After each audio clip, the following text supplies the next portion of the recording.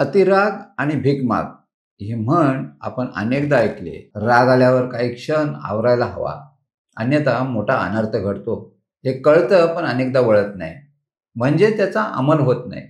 त्यामुळे अनेकदा अगदी क्षुल्लक कारणातून एखाद्याचा जीव घेतला गेल्याच्या घटना घडल्यात. अशीच खुनाची घटना काल लोणावळ्यात घडली.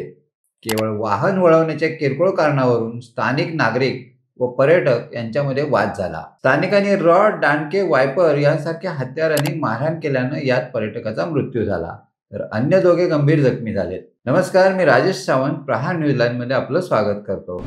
सध्या सर्वत्र पाऊस सुरू आहे. या पावसात पर्यटनाचा आनंद घेण्यासाठी रत्नागिरी जिल्ह्यातील काही पर्यटक लोणावळ्यात आले होते. एकविरा देवीचं दर्शन घेतलं, काही स्पॉट फिरून झाले. त्यानंतर सोमवारी सायंकाळी कार्ला फाट्याजवळील दहिवली गावातील एका फार्म जवळ आले. इथं वाहन वळवण्याच्या किरकोळ कारणावरून पर्यटक आणि स्थानिक तरुणांमध्ये वाद निर्माण झाला. या वादाचं पर्यावसन हाणामारीत झालं. स्थानिकांनी रॉड, दांडके, वायपर यासारख्या हत्यारांनी पर्यटकांवर हल्ला केला.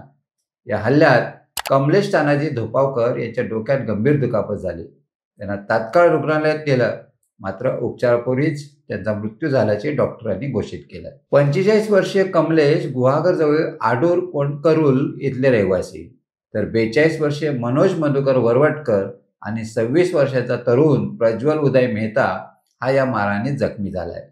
सर्वजण रत्नागिरी जिल्ह्यातील आहेत. ते पर्यटनासाठी व एकविरा देवीच्या दर्शनासाठी लोणावळ्यात आले होते. क्षुल्लक कारणावरून घडलेला वाद आणि राग यामुळे एका व्यक्तीचा बळी गेला. या घटनेप्रकरणी मनोज वरवटकर यांनी लोणावळा ग्रामीण पोलीस ठाण्यात तक्रार दाखल केली. त्यानुसार पोलिसांनी काही स्थानिकांवर गुन्हा दाखल केलाय. तुम्हाला ही माहिती कशी वाटली कमेंट्समध्ये नक्की कळवा आणि अशाच नवनवीन व्हिडिओ पाहण्यासाठी प्रहार न्यूज लाईन चॅनलला लाईक, शेअर आणि सबस्क्राईब करायला विसरू नका. धन्यवाद.